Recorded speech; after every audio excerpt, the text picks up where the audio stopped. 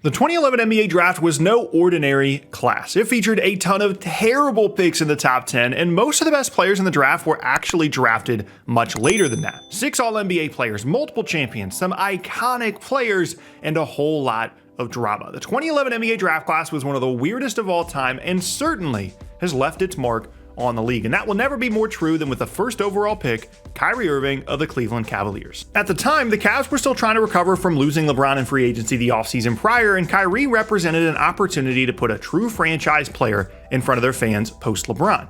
Despite only playing a handful of games in college at Duke due to injury, he was so impressive in his limited minutes that he was still the favorite to be selected first overall in this draft. But there was a debate at the top, as Derek Williams, a combo forward from Arizona, was seen by some as the better prospect.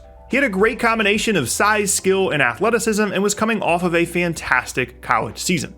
Ultimately, the Cavs went with Irving, who would go on to hit one of the most famous shots in NBA history in the 2016 finals, and despite the headaches that he caused the Cavs after that, Cleveland does not win the 2016 title without picking Kyrie first overall here. At number 2, the Timberwolves were in a weird spot. Their extremely young roster had just won 17 games the year before, but had an up-and-coming star forward in Kevin Love, and international phenom Ricky Rubio was set to come over and join the team the following season. The problem was they needed as much talent as they could get in this draft, but the next handful of consensus top 10 picks were all front court players, and none were very good fits. Ultimately, they went with Derek Williams, who again, in some people's eyes, had a case to go first ahead of Kyrie.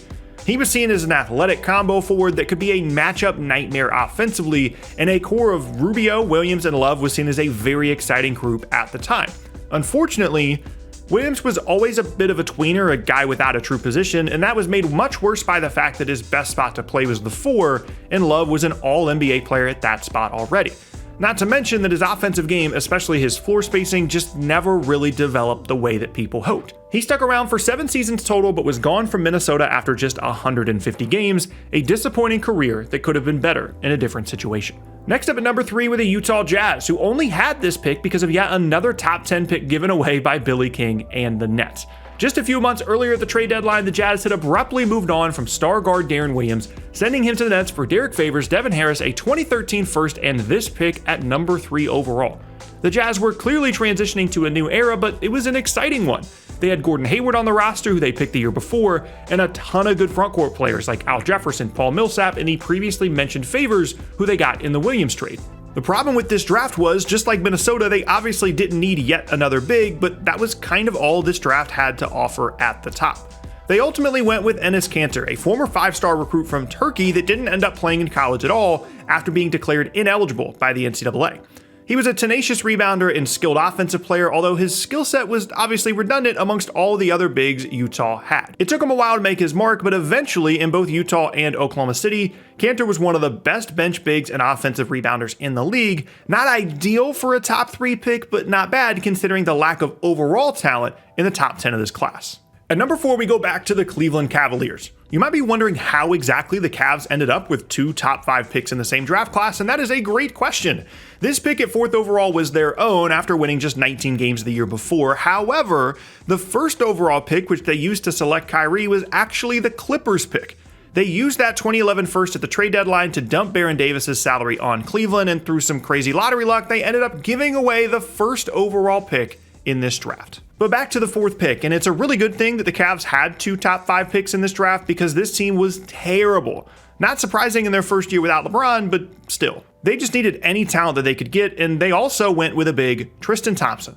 Now, although Kyrie and Thompson would go on to become huge parts of the 2016 title team, this selection specifically was met with a ton of criticism. He wasn't really seen as a good offensive player, but more so an energy and effort guy with a ton of athleticism, which isn't exactly what you're looking for with a top 5 pick. In many evaluators' eyes, Thompson wasn't even worth a top 10 pick, much less top 5. Ultimately, though, this was a really good choice. He became a great rebounder and switchable defender, and in a draft full of bigs at the top, he had one of the best careers of all of them. Next up at number 5 were the Toronto Raptors. Fresh off a 22-win season, they had a young DeMar DeRozan, a sort of good Andrea Bargnani, and not much else. They really were a team without a true identity, and they selected Jonas Valanciunas at number 5. One of the best international prospects in the world at the time, JV didn't come over and play for Toronto until the start of the 2012 season, and it took a while for his career to get started, but he eventually became a solid starter on some really good Raptors teams before being sent to the Grizzlies midseason in exchange for Marc Gasol in 2019, as the Raptors went on to win the title in their only season with Kawhi Leonard. At number 6 is one of the biggest draft busts of all time, even if it might not seem like it at first. The Wizards were such a weird team at this point in time. They'd added the number 1 pick in the draft, John Wall, the year before, and really not much else that they could truly count on for their future.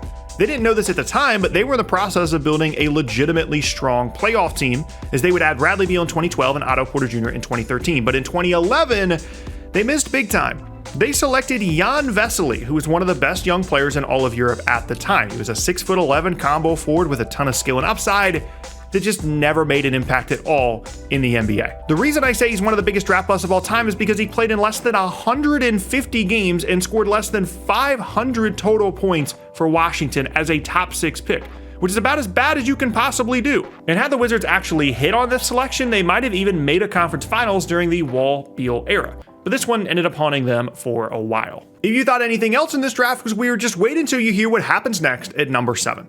The Kings originally held this pick but traded it to the at the time Charlotte Bobcats, and what they got back made no sense at all. Essentially, the Kings moved back 3 spots in the draft to number 10 for no reason at all. They took on money from other teams, got nothing good in exchange, and moved back in the draft. This is seriously one of the strangest draft trades of all time, and it makes me think that somehow they misunderstood the entire deal or something. But anyway, the Bobcats now had 2 top 10 picks, and with the first of them at number 7, they selected Bismack Biyombo. This was an interesting choice to say the least, because Biyombo was a good athlete with a great wingspan and played extremely hard, but that was pretty much it. That was literally his entire package as a draft prospect. He had no offensive game to speak of at all, and his NBA career so far has shown that to be true. Despite being semi-productive at times, he really has not made much of an impact at all. Next up at number 8 is one of my favorite forgotten draft prospects of all time. The Detroit Pistons were selecting here and had literally zero direction for their franchise. They had a young Greg Monroe and Rodney Stuckey, signed Ben Gordon and Charlie Villanueva in free agency, and still had some holdovers from the mid-2000s Pistons teams, all of which led to a 30-win season prior to this draft. What they really needed was talent at any position, and they finally ended the 6-pick long run on frontcourt players by selecting Brandon Knight 8th overall. And I thought this guy was going to be an awesome NBA player. He had solid size, was crazy athletic, and was in that Derrick Rose, John Wall, Russell Westbrook kind of lead guard mold that would dominate the league over the next few seasons. Unfortunately, things just never came together for Knight. He lasted just 2 seasons in Detroit, and despite some flashes of high upside as an explosive scoring guard, a variety of injuries kept him from ever reaching that potential. Okay, after a ton of average to below average players, we finally get to one of the best guys in this entire draft at number 9. This was, as I mentioned, the second of the Bobcats' top 10 picks, and they selected a true darling of the college basketball season, Kemba Walker. He was a pretty controversial prospect at the time simply because everybody saw how great of a scorer he was in college, but he was an older prospect and didn't have great size, and somehow he managed to make it work and is one of the best players in Charlotte franchise history. He continued to work on his jump shot over the years and made 4 straight All-Star appearances and even made an All-NBA team, solidifying his status as one of the best guards in the league that season before a pretty sudden downturn at the end of his career and now finding himself out of the league completely. Number 10 is a crazy one. This is the spot that the Kings dropped back to from 7 in that terrible trade with Charlotte, and they selected yet another college darling, Jimmer Fredette. This guy was a phenom at BYU, and many people thought his incredible shooting range and knack for scoring would translate to the NBA level despite limited athleticism, and they were wrong. The Kings weren't exactly a great team to go to at the time, coming off of a 24-win season and with DeMarcus Cousins and Tyreek Evans leading the way, and it was clear pretty quickly that Fredette was going to struggle in the NBA. Despite being an older prospect, he didn't even get 20 minutes a game on a bad Kings team as a rookie, and that turned out to actually be his best year in the league, lasting just 170 games with Sacramento before jumping around to a few other teams on the end of the bench on his way out of the league entirely, unfortunately. Okay, now this draft gets fun. The theme of this entire class is depth in value. We have Kyrie at the top, and then from this pick on, the class has an insane hit rate for not only solid starters, but all NBA, even MVP level guys, beginning with the 11th pick. That pick was held by the Golden State Warriors, who were in a much different place than they have been for the last decade or so. They had guys like Monte Ellis and David Lee, and of course, Steph Curry, although Steph wasn't quite the guy that we know now. He was struggling with ankle injury issues and hadn't fully established himself as the future of the franchise, but it was pretty clear at this point that the Ellis-Curry combo in the backcourt just wasn't going to work, which worked out for them because at this point in the draft there were a ton of perimeter players to pick from as a long-term solution. They went with Klay Thompson, the sharpshooting two-guard from Washington State, and completely changed the direction of their franchise with that decision. The concerns at the time for Thompson were that he would just be a shooter at the NBA level, but he quickly changed all of that. He not only became one of the best shooters of all time, but a fantastic defender and perfect complement alongside Steph. Make no mistake about it, even with the greatness of Steph and all the other guys, the Warriors do not have nearly as much success without picking Klay Thompson at 11 here. Next at 12, 13, and 14 are some solid role players and starters. 12 was Alec Burks to the Jazz, who I always thought was pretty good, but just couldn't stay healthy, and has been pretty productive at different points in his career. And at 13 and 14 were the Morris twins, who have both had solid careers and have been versatile forwards in the league for over a decade now. But I really want to get to the 15th pick, where we have another trade. This pick was originally held by the Indiana Pacers, who were on the verge of becoming an up-and-coming Eastern Conference power. They had Danny Granger and a young Paul George, a fantastic combination on the wings, plus a defensive player of the year caliber big in Roy Hibbert. And what they really needed was a combo guard in the backcourt that could play on or off the ball around all three of those guys. And it was a perfect fit waiting for them in San Antonio. George Hill, a first-round pick from a few years prior, was sent from the Spurs to the Pacers for the 15th pick in this draft, where the Spurs selected Kawhi Leonard. A trade that the Spurs have admitted they didn't really want to make, but they loved Kawhi as a prospect. And he was a divisive prospect at that, because in theory, he really should have been a top 5 pick. Physically, he had everything. Crazy wingspan and hand size, he was strong, a great athlete, great size for a wing, and he was an awesome defensive player and rebounder. The only problem was he couldn't shoot. Like, at all. And teams were concerned that they were basically drafting a taller version of Tony Allen here, so many of them passed. The Spurs, meanwhile, saw a guy that not only could give some life to their aging core, but that they could develop into a future all-star with their great player development staff, and they were correct. Despite how things turned out at the end in San Antonio and the injuries that had prevented Kawhi from being available way too often, he was a legit MVP candidate near the end of his Spurs tenure, and one of the best postseason performers we've seen in a while in his lone season with the Raptors. Prior to the injury issues, he had, and probably still does, a case as the number 1 overall pick in a redraft for this class. Next up at 16 is the Philadelphia 76ers, who were in that weird phase before the process started where they were a solid but not great team, and they actually selected a great player here, Nikola Vucevic. The problem was he did absolutely nothing for the Sixers. After just one season, he was moved to the Magic in the Andre Iguodala, Dwight Howard, Andrew Bynum mega deal, and in Orlando, he became a legitimate all-star and honestly one of the most forgotten players from this very memorable draft class. At 17 were the New York Knicks, fresh off of a 42-win season, their best year in a decade. They brought in Amari Stoudemire in free agency in 2010 and Carmelo Anthony at the trade deadline just a few months before this draft, and went with Iman Shumpert from Georgia Tech with this pick. Despite being on the ball a ton in college, Shumpert transitioned to an off-ball role and eventually became a really good defender and okay shooter, most notably as a critical rotation piece of the Cavs' 2016 title team after getting moved there after 3.5 seasons with the Knicks. The Cavs really ended up with a ton of contributions from this draft class. At 18 was Chris Singleton to the Wizards, another draft miss for them as he just never developed offensively and played less than 150 NBA games. At 19 was Tobias Harris, who was selected by the Bobcats but has moved around a ton throughout his career despite consistently getting better and being very productive. Harris was immediately moved in that crazy Kings Bobcats trade from earlier that involved Jimmer Fredette at 10 and Bismack Biyombo at 7.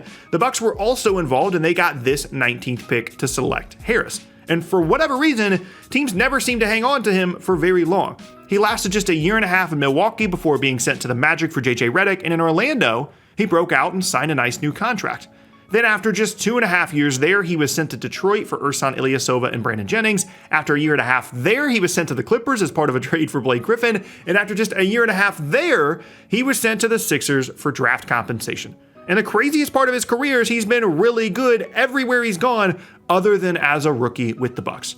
Just such a weird player and story. At 20 was Donatas Motiejunas, who started his career in Houston, and I always thought he was good as a bruising big that could space the floor a bit, but he played just 251 NBA games before going back overseas. At 21 was Nolan Smith to the Trailblazers, who was a really successful college guard at Duke, but managed just 84 games, which even as a late first-round pick is a super low number. At 22 was a great college player and solid NBA guy, the Manimal, Kenneth Faried.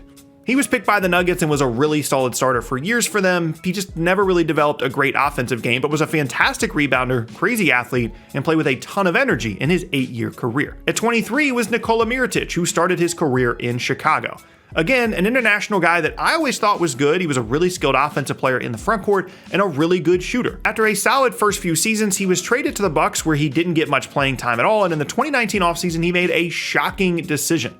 He had a 3-year, $45 million offer on the table from the Utah Jazz, but turned it down to go back overseas and leave the NBA entirely at just 27 years old. He was clearly good enough to still play a lot in the right situation, but just decided that he would rather be over there than in the States. At 24 now is a big one, Reggie Jackson. The Thunder had just won 55 games and made the conference finals and would go on to make the finals in this upcoming season and hit on yet another draft pick here. Reggie Jackson was a talented scoring guard in college that immediately translated to the NBA level as a bench guy for OKC, and he was so good that he eventually was too good to keep on the bench, so the Thunder moved him to Detroit, where he had moments as a borderline all-star caliber player. Just another example of the insane depth of this class. At 25 is a tough one for me, Marshawn Brooks. He went to the Nets and he was a really talented offensive guy in that kind of J.R. Smith heat check shot maker role, but he just never made it in the NBA.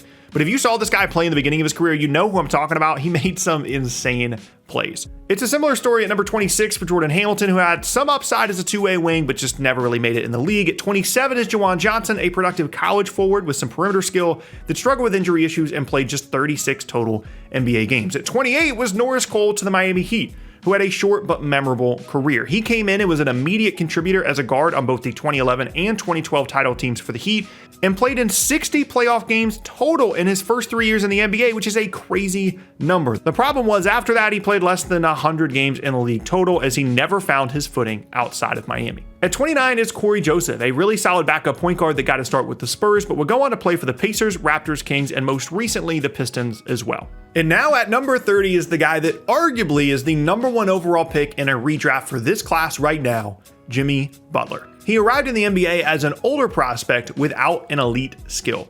He had good size and athleticism, but nobody could possibly see what was coming for him. After a few seasons of figuring things out, by the time his 4th year rolled around, he was a legit star in the making for the Bulls. But this was an awkward time for the franchise as they were trying to navigate what was left of the Derrick Rose era post-injuries, and Butler just kept getting better each and every season. Unfortunately for him, the team just wasn't that good, and they wanted to go into a rebuild. So on draft night in 2017, he was sent to the Timberwolves for Zach LaVine, Chris Dunn, Lauri Markkanen, and a first-round pick, which is a crazy haul for the Bulls now in hindsight. Of course, though, Butler didn't last long in Minnesota after helping break their crazy long playoff drought, and forced his way out of there in the most hilarious way after a year and a half with the Timberwolves, ending up in Philly and falling one Kawhi Leonard shot short of maybe reaching the finals and or winning the title with the Sixers in 2019, before then forcing a sign-and trade to the Miami Heat in the 2019 offseason, where he has since made 2 improbable runs to the finals. He has had an insane career, and just think about all the guys that got drafted before him that were literally barely mentioned in the video. Guys that played less than 150 NBA games, some of them even less than that. And all the way at the end of the first round is a multiple-time All-NBA guy that has carried teams to the finals. That level of variance is exactly what makes the NBA draft great. But the depth of this draft does not stop there, as we now move into the second round. At 31 is Bojan Bogdanovic, who didn't come to the league for a few years, but when he did, with the Nets, was a really productive player and great shooter, and is still extremely productive with the Pistons right now. The next notable second round guy is Chandler Parsons at 38. Notorious for earning some massive contracts and not staying healthy, Parsons was a really good player. He could shoot, was a good passer, had good size, but could just never stay healthy. He signed a big deal with the Mavs in 2014 after a really productive 3-year run in Houston, and then signed a massive deal in the summer of 2016 with the Grizzlies before playing just 95 total games for them and not playing very well in those 95 games anyway. Without injuries, Parsons easily could have had a Tobias Harris-like career, but unfortunately, most people are just going to remember him as the big contract guy. And lastly is number 60, the last pick in the draft, Isaiah Thomas. He went from a rotation guard with the Kings to a starter, to being moved to the Suns in a weird guard rotation with Eric Bledsoe and Goran Dragic, to a second-team All-NBA season with the Celtics, which unfortunately for him was as good as his career got. He fought through an injury and personal tragedy for the Celtics that postseason, but was ultimately dealt to the Cavs as part of a package for Kyrie Irving, and hasn't been a notable player since. Playing through that injury really did ruin his career in many ways, and it's such a sad ending to an unbelievable story from this class. A draft class that, as you can see, was simply incredible. Depth, stars, busts. This one had it all, and it's one of my favorite NBA drafts of all time.